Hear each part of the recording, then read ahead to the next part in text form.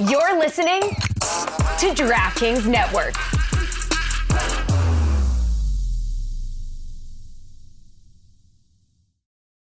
Folks, Smirnoff. I love it. Smirnoff knows there's no I in football. It's a we thing, best enjoyed with good drinks and great company. Home or away, we rally together, cry together, and always rally cry together because there's no I in fandom. Smirnoff, the world's #1 vodka, is perfect for easy, delicious cocktails for fans over 21. As the official vodka partner of the NFL, Smirnoff's award-winning taste has been igniting the collective spirit since 1864. Grab a bottle of Smirnoff at your local retailer and head to Smirnoff.com to find recipes of delicious cocktails perfect for game day. Please drink responsibly. Smirnoff, #21 vodka, distilled from grain, 40% alcohol volume. The Smirnoff Company, New York, New York. Please do not share with anyone under legal drinking age.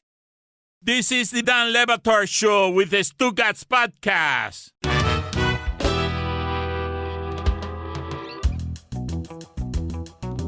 I will apologize to the audio audience here as I want to show Izzy and Tony and Mike Ryan and Amin a baseball pitch that I find fundamentally unfair. Aroldis Chapman, the Cuban pitcher who now, anybody want to guess where Aroldis Chapman is now? He's played for a lot of teams. He throws, I thought, 103 and 104 miles an hour, but the pitch I'm about to show you is 105 miles an hour. I can't believe he's still throwing that hard, but anybody want to take a guess at where Aroldis Chapman is now playing? St. Louis? Myrtle Beach Mermen. Is he a Royal?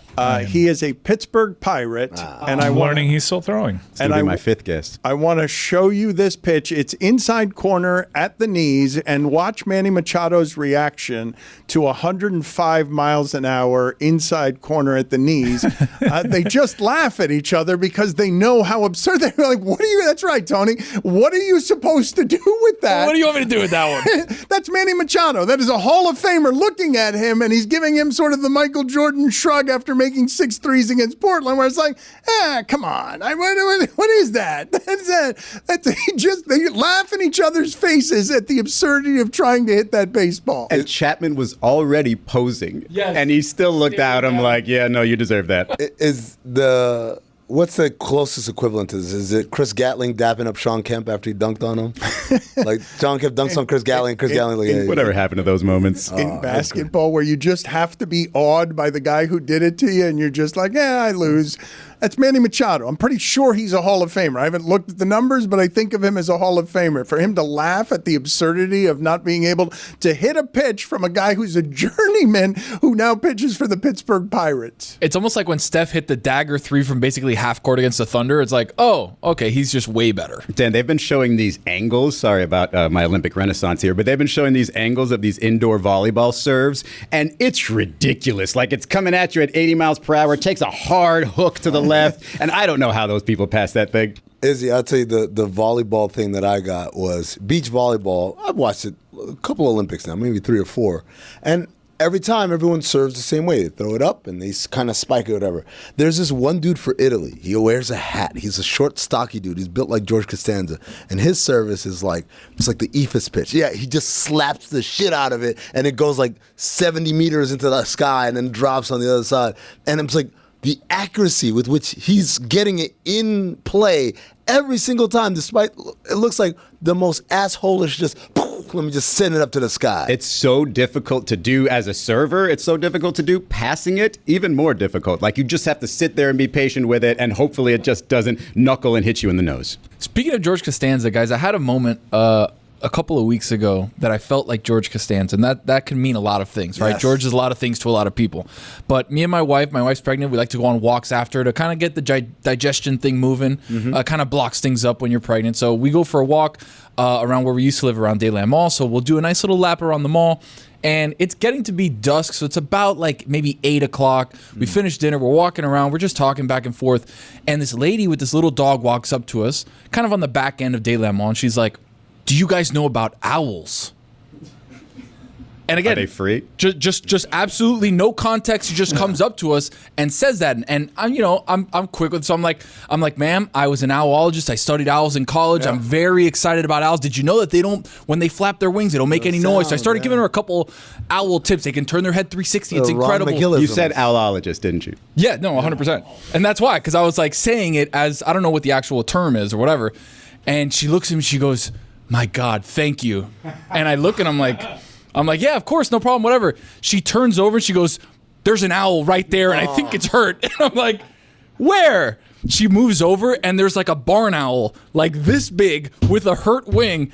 And I'm looking at it, I'm like, did you stare? Definitely, I go, definitely a barn owl. Let me go take a look at that. My wife like grabs me. She's like, do not touch it. He's like, ma'am, he is a liar. He is not an owlologist. That's not even a real word. Tony, did you not stare into the eye of the mighty fish? I walked up to it, and as I started walking up to it, I was a little fearful because it started hopping, and I was like, oh, I don't know what you're going to do. Please here. let this be a golf ball lodged somewhere in the owl. No golf ball lodged in the owl. But the moment that lady turned around, Titleist?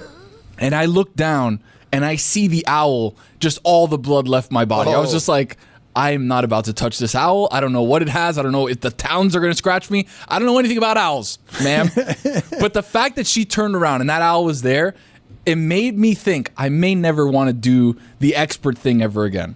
Which is tough because I love doing that to people. No, you keep doing it, and then when you see the owl, then you bail. I mean, what are the odds it's going to happen again?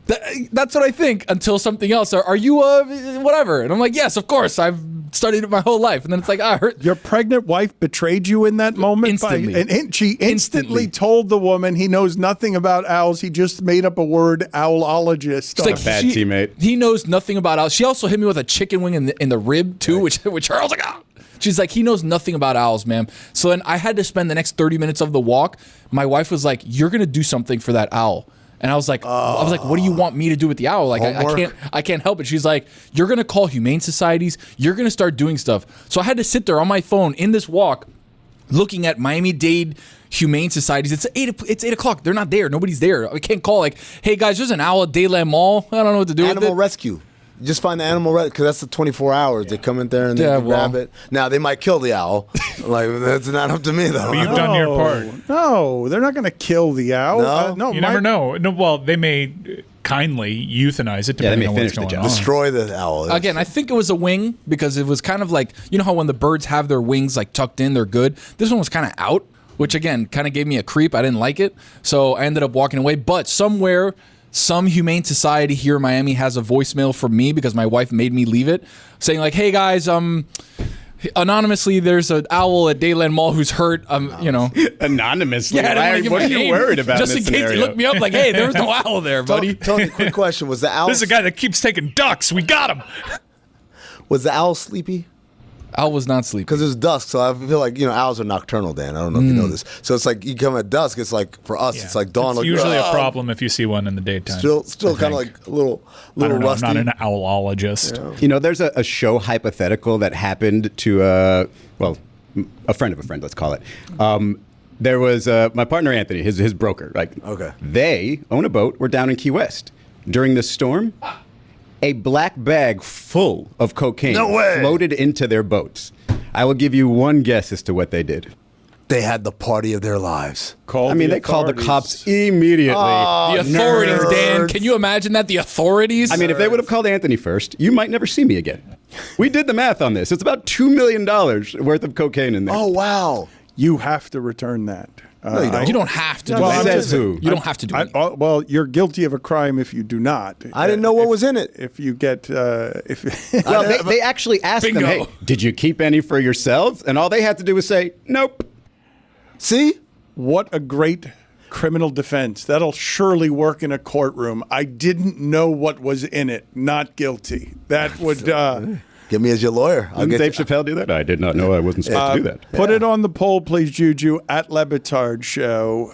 Would you return $2 million worth of cocaine that floated into your boat? And also put on the poll, is kindly euthanize redundant?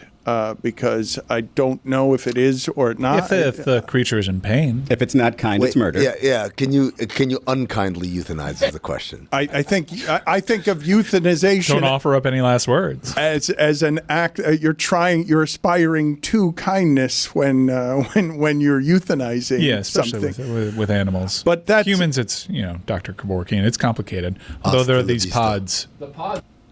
I would think that, Tony, I would think that you should do the most that you can to help that owl, but I understand you not wanting to touch it. My Valerie was late to our first date because she came upon a bird in a similar situation, and she took it to a place that rescues birds nearby. You believe that? It's a good excuse if it wasn't true. I, for one, can't believe that Tony did that. Not the whole owl thing, just like answer a stranger's question in Miami. If someone asked me, do you know anything about owls? I don't know. Like, I just keep moving. I was feeling good that day. I was like, let me do a little joke here for my wife. Let me be kind to my neighbor, and then now look what happened. Owlologist, and I got to touch a dirty owl. I don't want to touch a dirty owl. If she asked me, do you know anything about owls? I would have been like, Tom Herman's coaching there now. I don't know. I was walking my dog at 5 o'clock this morning, and a woman came up to me, and the dog starts barking at her, and she asks me, pointing to the beach, it's still very dark, obviously, is it safe out there? And I'm looking at her, I'm like, you're in Miami. I'm like, there's nothing safe in the dark out here. Like, there's nothing out here. What is it about the ocean that it gets like substantially more dangerous the moment the lights go out? Because you go to the beach, right? You're walking around. There's nothing there. You're just kind of hanging out. The moment it gets dark, everything's there, just waiting for you to come in. That's when a lot of predators feed. Do they? Yeah, with darks, with sharks. I call them darks. Well, yeah. Some people call them predators too. Hey, sharks, you were trying to say. Keep it moving. Yeah, keeping it moving. But yeah, sharks, they tell you if you're afraid of sharks, stay out of the water during dusk and dawn, those hours in particular, when visibility is also bad because you can have mistaken identity. I'm here for your service, folks. Put it on the poll at Batard Show. Is the ocean terrifying at night? And I also used to avoid wearing yellow because when I was growing up, they would call that yum yum yellow. But then Mythbusters for Shark Week special in the early aughts, they busted that one. You guys thought as kids that sharks like yellow things? It was yum yum yellow, dude. Like, there's a lot of education on sharks. Man, I just can't. Now I made it a coach of Texas. Well, I think you've been. I understand if you would be afraid and leaking confidence since calling them sharks. darks. Yeah, not my proudest moment. Do bulls see red? Is that also a myth, or is that real? There are bull sharks, and they sometimes don't care. Yeah, I know that you're not, a fish. I don't care. I'm hungry. That's not a myth, Tony. That is why matadors, the capes are red, because that is something that they use. I would say that one of the unsafest places on our beaches, if you want to make sure to keep your property at night, is outside of Live, which is right on the ocean, where it is a maneuver by beautiful people in Live to lure the party outside so that everybody goes into the water not wearing the clothes, and everything that gets left inside the clothes, wallets and whatnot, gets stolen by people who are working in coordination with the beautiful people inside of Live. It's a crime factory. Did you see on 10th Street on South Beach, which is right by our old Clevelander, there was a saltwater crocodile? Yeah. No way. Yeah. No way. All the good stuff happens after we leave.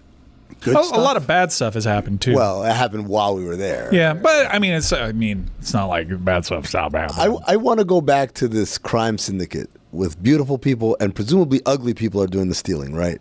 Like, you're not going to waste a beautiful person going for wallets, right? He's right. You need him in the club. They're the right? They're the breakers. Yeah. They're like, "Hi, everybody, watch this. Let's go."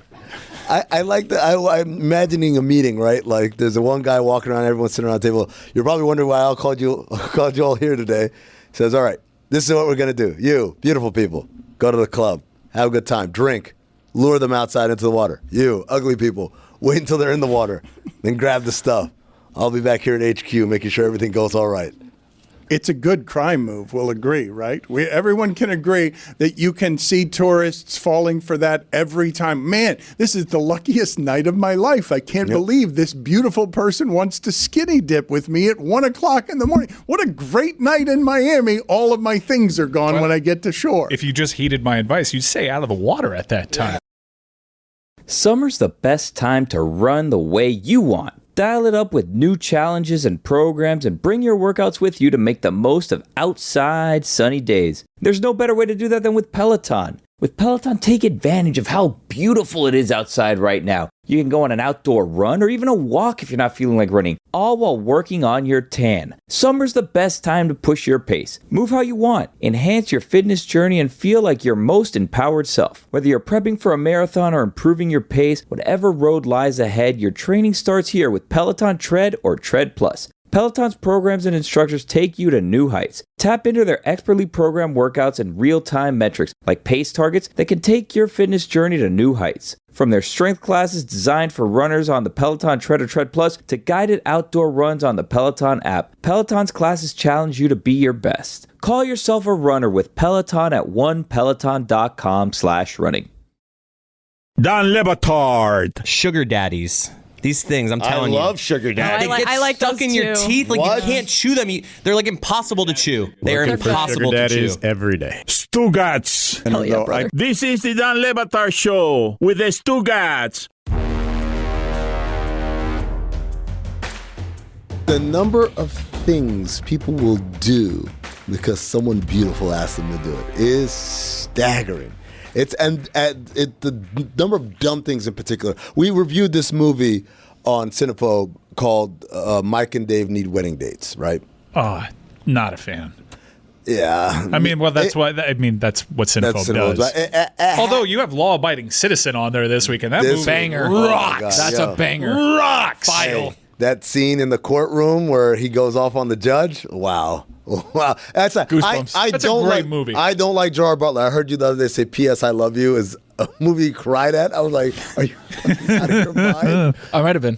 But this movie, I was like, I don't like him, but man, I had to hand it to him. Acted his ass off. Really? How is he with the accent in that one? I don't Terrible. remember. He's His always accent's that terrible. way. His It's accent- a tough one. It's a very strong It always accent. sounds like he's eating something. Yeah, while they're talking. you got the lip right there. Yeah. But Mike and Dave Need Wedding Dates, right? In it, there's a scene where the two, Adam Devine and Is it Zac Efron? Zac Efron, yeah. They've got... That was a weird pull thing that he had, huh? Yeah. They had... Moving on. They had Aubrey Plaza and Anna Kendrick as their dates, right? And so the girls are really great on ATVs, and they do like these weird stunts, or they jump off a ramp or whatever. And then the guys are expected to do in kind when all they wanted to do was go to Jurassic Park or whatever. So my question at the time was, what's the dumbest thing you've ever done to impress a date? Like, or someone beautiful? Like, would it be running into the ocean and leaving all your clothes on the beach outside of Live? Would it be riding an ATV and trying to jump over a ramp, even though you Do you have a nominee here? Because you're going to make me go through a data bank here. And does it have to be one singular act, or can it be like over the course of a few days? Oh, the course of a few days. If it increases in dumbness, that's even better. I love those types of stories. I feel like everyone has a version of this where it's like you would never do this, but because this beautiful person asked you, you're like, okay, I'll do In it. 6th grade, I lip sync "Girl on TV" by LFO. Still gives me the heebie-jeebies. LFO, is that New Kids on the Block? Had a bunch of hits. Chinese food makes me A sick. really unfortunate story behind that band. They're basically cursed. Are they? Yeah, I think just like F is around. Yeah. Cursed by making bad music. I mean, come on, it's too soon. Like 2 of them perished. Really? Yeah. Well, they made bad Terminally. music. They made Illness. bad music before that happened, though. Yes. Yeah, there you go. Tony, I feel like you've done some stuff. I've been with my wife since 2009. So, But early on, you did not do anything dumb to impress her? yes, and the one story that I think of is at my parents' house. They have like a little kind of like roof outside in the backyard. There's like a roof that connects from the regular like triangled roof to like kind of like a gazebo roof kind of thing. Not super sturdy, but sturdy enough that you can walk around on it and do things if you need to do work on it. So the second Valentine's Day I think we had together. There it is. I was February like, 14th. Yeah. Man. And I was like, you know what I think I can do up there? I think I could put a table up there with chairs and we can have dinner on the roof and like that's nice. see the stars. That's It's dumb. very nice, right? So I take the table, right? I take it up. I have a buddy of mine help me. We put it up on the roof. It works. I'm like, okay, I think we're good here. We both sat on the chairs. It worked, whatever. And I was like, man, so how am I going to get her onto the roof without spoiling the surprise of, hey, we're here on the roof? Wow, this one's tricky. This is a very tricky one. So my 20 or 17-year-old brain is like, you know what we can do? It's a good idea. We can blindfold her. Oh my God. And then we can take her up the roof via a ladder on another roof that we could climb up the triangle part, no. down the triangle my part, God. into the roof, right? Long story short, we go pick up dinner. I don't remember where. I have her blindfolded. I'm driving the car. I get back to the house. So I'm taking her with me. We're walking down, and there's like a ladder that goes up to like a shed roof to then the real roof to then climb up the roof. So she's there standing blindfolded, and I'm looking at And her sweating, probably. and looking at the roof, and I'm like, how in the hell am I about to do this? So for like 30 seconds, I'm just standing there. I grab a ladder, pull her up. I basically push her up the ladder. I'm like, all right, don't worry. Just take a step here, make a left there. Honey, if this is an owl thing, I'm going to kill you. She finally makes it up. I make it up. I walk her up and down, and then she takes out the blindfold. We're on the roof or whatever. It was an incredible night. Everything was great. Oh, my God, it's incredible. You know, all these years later, we're married. We're going to have a kid. Everything was great. But the moment she takes a bad step on that roof or a shingle comes off and she flies off the roof and something happens to her, not Yeah, smart. you got a pregnant wife that you're greeting an owl with, and she's in a wheelchair because you paralyzed Yeah. her. 17 years earlier, 15 years exactly. earlier. How'd you get the food up? Was it before or after her? It was after. So I sat her down, and then I went back down, and then I went back up again. Just and then- left her on the roof by Yes. herself. You took the Blindfolded. blindfold no, off. No, though. she was blindfolded Oh, still. my Still goodness. blindfolded. I said, don't move. Literally, please do not You move. married a saint. Does she like you?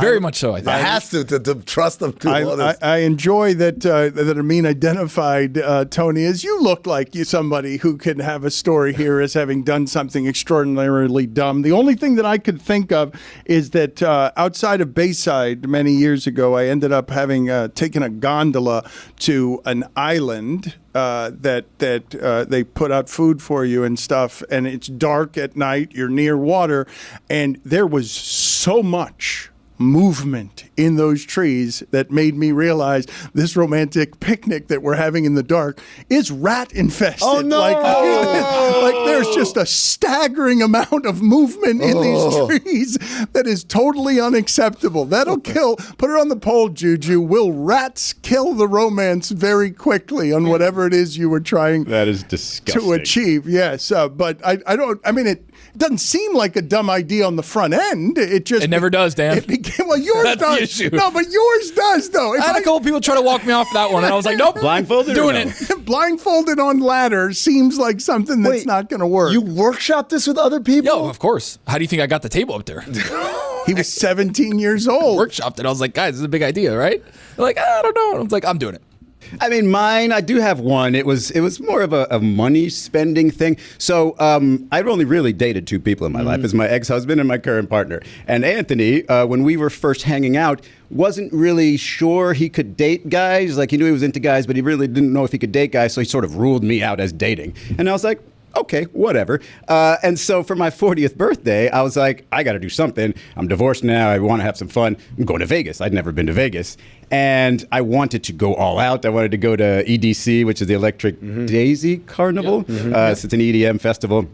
And I was like, you know what? I'm taking you. I'm paying for everything. And just to level things out, not to make it weird, I'm taking my buddy Tony, too. It's just a guy's thing. And really, I was just trying to impress one of them. It was a good trip. And the crazy part about this is me never having been to Vegas was the itinerary that I put together.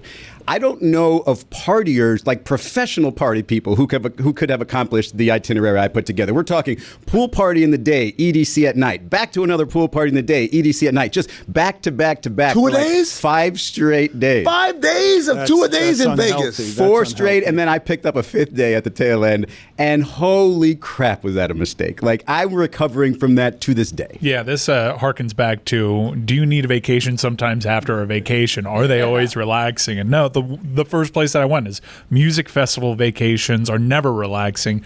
The gauntlet that you just laid out seems unholy. I kept the itinerary just to show people in the future because it was wild and made it to all of them except one pool party. Music festival is rampant enough. Vegas on top of that is excessive. We've been together for 7 years since. I'm not saying it didn't work out. Clearly, all of these stories. Well, mine doesn't end in anything other than a horrible memory of a rat situation. She know? Yeah, it became very obvious. Yeah, occasionally she'll walk past a TV that's on mute on Highly Questionable and be like, I think that guy took me on the worst date that I've ever been That's on. Rat Boy. Rat guy. Remember Jamel Hill said, like, in her group text with her friends, every dude that they've dated has a nickname. There's Mattress Guy or whatever. Glazed Donut is one of them, yes. You're a rat guy in some group chat somewhere. Yeah, I mean, it was such a good idea on the front end, but when you asked me, did she know? There was no not knowing. I mean, it was noisy. It was dark, and I can tell that's too much movement. What is that? I thought it was owls initially. Should have called me. I'm not an owlologist. What do I know? Mike seems like he's got one. You got a good one. I just had the LFO lip syncing thing. I've been with Cynthia for a very long time, outside of like a brief moment in my 20s when I was single. What, I dropped a beer around somebody and been like, well, that's it. See ya. Did Cynthia make you do that? Or did you do it like you think, oh, she's going to like this? What? The lip syncing thing? No, I wasn't with Cynthia that early okay. on. No, this was a So different girl. you married a saint. Yeah. It saved you from that life of just Thank God absolute cell phones buffoonery. weren't around back then. I'd never survived that. When you talk about dropping a drink, I do remember. This is so funny. It's not a date, but it's hugely embarrassing, and it's a memory that has scars on it. So, there was a woman on campus who I noticed her many different places and beautiful, and I end up on an elevator with just her, and so now I've got 9 floors to do whatever it is that I'm going to do. Spit some game, baby. Straight out of a movie. Elevator pitch. Wait till you see how this ends. Thank you. Yes, it's an elevator pitch, and wait till you see what happens here. So I'm a little nervous on the front end, and just instinctively, I look at my watch just sort of nervously, right? Just forgetting I've got a soda in it.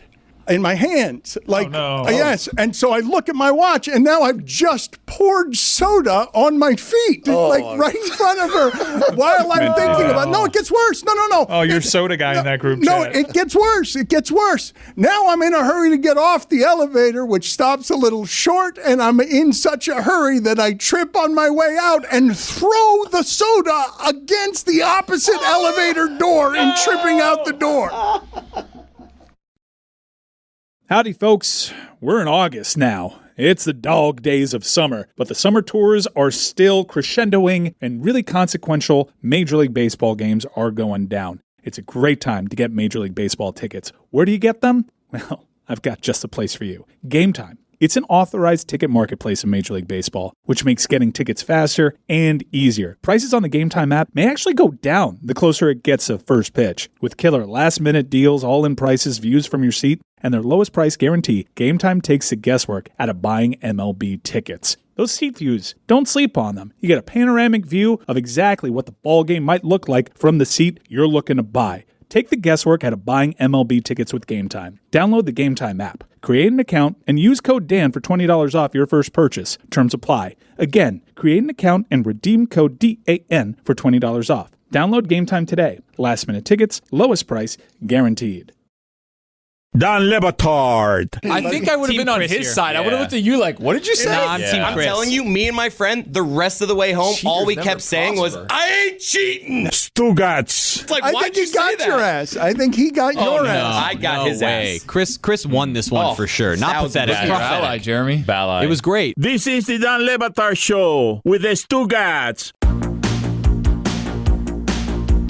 Started watching Rounders last night.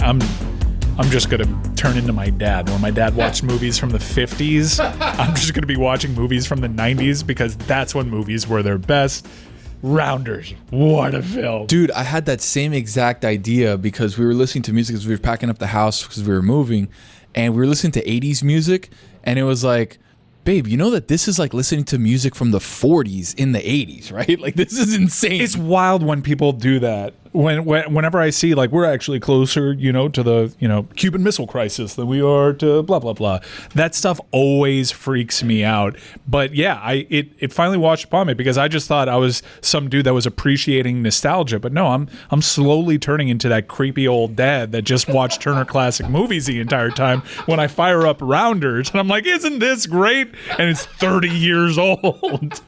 I can't believe that some of the movies like that I like, when I attach 30 years to them, Pulp Fiction just turned 30, and I just can't believe stuff like that. Like Rounders came out in 98, so we're not quite there yet. But the reason why I had it on my brain was like Matt Damon just mentioned in an interview, he's like, that's actually a sequel we've been talking about doing, revisiting these characters. Wouldn't it be interesting, especially Worm, wouldn't it be interesting to see their characters now, how the sport has changed, how poker has changed, and how everything around it has changed. It'd be an interesting story to revisit, and it got me wanting to watch it, and so far so good. I heard you guys talking about Beetlejuice 2 the other day, and Beetlejuice. I'm not going to say it again, but I don't think it's called Beetlejuice 2. I think No, it's Beetlejuice. No, Dan, let me tell you something. When you go to the movie theater, you think, where they got all the show times, like this movie, da-da. You think they're going to say Beetlejuice, whatever the name is, or is it just going to say Beetlejuice 2, 10 o'clock, 2 o'clock? That's how they do it. That's how I go. I go off the movie theater board. If it's Beetlejuice 2, it's Beetlejuice 2. We're not here for your cute little titles. But my question was, how do you guys feel about sequels, not reboots, but sequels that happen like 30 years later? Like Twister? Like Twister. The other one I think about a lot is Wall Street, Money Never Sleeps. Yeah. Is that a standalone sequel? Because I think you need to, since you have characters held over from the first one, you need to know Gordon Gekko, right? Yeah, no, it's an actual sequel. Gordon Gekko gets out of prison. And I like that. I think there are some interesting stories to be told that are probably sometimes made better by time changing things. Twister's standalone sequels, that kind of gets... reboot. That's weird because there's like one or two anchors to the previous one. That feels like a reboot to me. I almost got caught watching a movie called The Twisters. I think it was on Apple TV, and I got like a minute in, and I was like, wait a second, this is not that movie. That's not Helen Hunt. Oh, Dano! Thursday Thunder time, and it is sponsored by DraftKings. Stay tuned because you'll hear more about DraftKings and all it has to offer throughout the show. DraftKings, the crown is yours. Oh yeah. Juju Gotti cooked up, as usual, the Thursday Thunder for this week, and we'll give it to you quick. First leg, Noah Lyles, winner of the 200-meter race that's going on today at 2:30. I'm trying to do the math on that. Is that 14:30? It would be. Attaboy, here we go. Juju Gotti was hurting because Noah Lyles sabotaged his last three-leg parlay. He got 2 out of 3, and then Noah Lyles loses in a qualifier to a Japanese guy with a faux hawk. It happens to all of us. Over to the second leg of the parlay. Especially. Yeah, exactly. Around 2008 for me. Bogdan Bogdanovic over 16.5 points today in the Serbia versus U.S. game at 3 o'clock, which is 15 o'clock. Did we say 15 o'clock? Quarter after 15. 1500. 1500. Okay. And in the 1500 game, Serbia-U.S. What time is that? That's 3 o'clock? 3 o'clock. 15. 15 o'clock. Over 7.5 assists for LeBron James. So Noah Lyles, winner of the men's 200 meter. Bogdan Bogdanovic over 16.5 points. And LeBron James the King, 7.5 over assists. We're going to do something here with the post game that Izzy cooked up for us that celebrates the departed Billy Beane. I told you about him yesterday, not the Oakland A's GM that Chris Russo accidentally eulogized, but a baseball pioneer who I told you, the audience, and Izzy knows this, I've always associated with youth. That person has always looked incredibly young to me, no matter what his age was, because he took such good care of himself. So we're going to do that in the postgame. But before we do that, I did want to circle back around and talk about the loud mess that was made yesterday with Colorado fans, because I was inundated with a lot of this yesterday. Le Batard is such a troll for giving this guy a platform for his made-up story. And I don't know what's true here, and I do believe that we grilled the journalist skeptically about his reporting, and it was only because Athlon Sports is not in the business of breaking news, and this story would have been a seismic one if it had been reported by an outlet that people trusted or believed in. But the number of people, and I'm glad we have Izzy here as a trained journalist, the number of people who now think that things can be published because of what social media is, that are just made up, that things don't have to be lawyered, that things don't have to be edited, that there's not a process and rules to the reporting of things, reminds me of a conversation that I've had for the better part of 15 years that is disappointing to me with people who care about journalism the way I do, when I say flatly, we've lost. The game is over. We've lost. It's been undercut.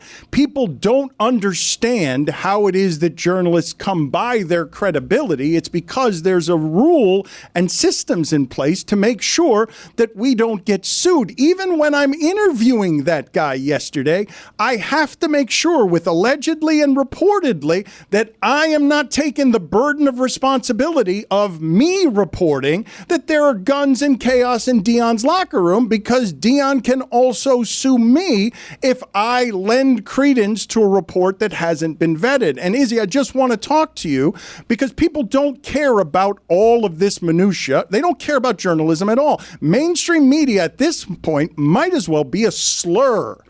Mainstream media, the phrase, might as well be a slur because people don't believe that journalists have to do some responsible things to get things in print. And I just find it really disappointing that college football fans or sports fans think that journalists are routinely out here making things up as if that's not something that has consequences. And I felt bad for the writer yesterday when I was listening to it for a couple of reasons. You know, one, I think he, and you were sort of drilling him on this, like you just said, and that in itself made me think, wow, Dan really needs to make sure that his listeners know that this person is a real journalist. And the reason that I felt bad for him is because back in the day, if you said, yes, I talked to the players, they told me this, okay, we're good. Whether or not you think they have some sort of axe to grind, or maybe they weren't telling the story exactly true because they're not there anymore, whatever. If you talked to a player, you report what that player said, if they gave you the permission to, whether they use their name or not. That, to me, is perfectly fair journalism, especially if you keep digging and you back it up and there's other people corroborating. And so it made me feel bad for him that he had to explain just sort of the basic rules of, yes, I talked to people, they gave me information, I checked on it, I reported it.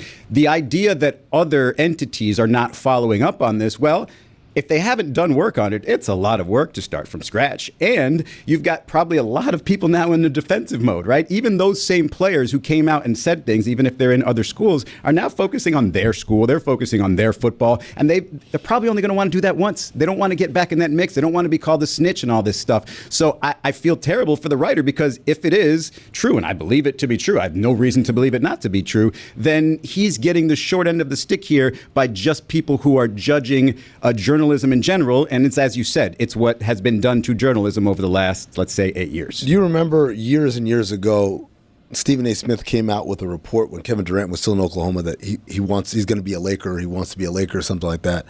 And Kevin Durant said Stephen A. Smith made it up. Like, you stop making stuff up. And Stephen A. had this very, you don't want to make an enemy out of me, right? Like, that whole thing, I remember explaining it to my friends at the time. I said, there's a difference between saying, you're wrong, your sources are wrong, your reporting is incorrect, you need better sources, and you made it up, right? And I think at that point, this was a pre, Donald Trump presidency America. It was easy for people to understand, like, oh, okay. Now, because ever since Trump created this term fake news, there is a very strong reaction from people that if I hear something reported that is contrary to my beliefs or something that I like, it's not real, it was just made up. Like, that's become the instant reaction. That's where I find the reaction to it curious, not surprising, because we've been living here in this reality, and we're only invoking politics because someone mainstream gave license to like, if there's a story I don't like, let me just call it fake, and this is a move now with a response to news. I think that. Yes, there's scrutiny that's applied in that what's the agenda that these players that have obviously left, what's their axe to grind? You can ask all those questions. Yeah. To me, like, you called it a seismic thing. I think if you're a Colorado fan, like, that's really where you attack this thing is like, okay, these players left. You don't mean to tell me there aren't fights in a lot of locker rooms? Not that big of a deal. If you were to tell me this just based on Deion's reputation and what he was going to bring to Colorado, I'd say, okay, that's probably going to happen there. No, there's some bad things, especially with the guns. I think that stuff needs to be addressed, and I think they've worked to address that. Coach Prime has been strong in his defense there. But if you're a Colorado fan, like, for your default to be like, this is fake, to not be like, this is a little blown out of proportion because it's us, because we have this spot. Like, but usually, it's eminently like, believable. Yeah, like, that's usually, as a persecuted Miami fan, like, that's usually my pivot.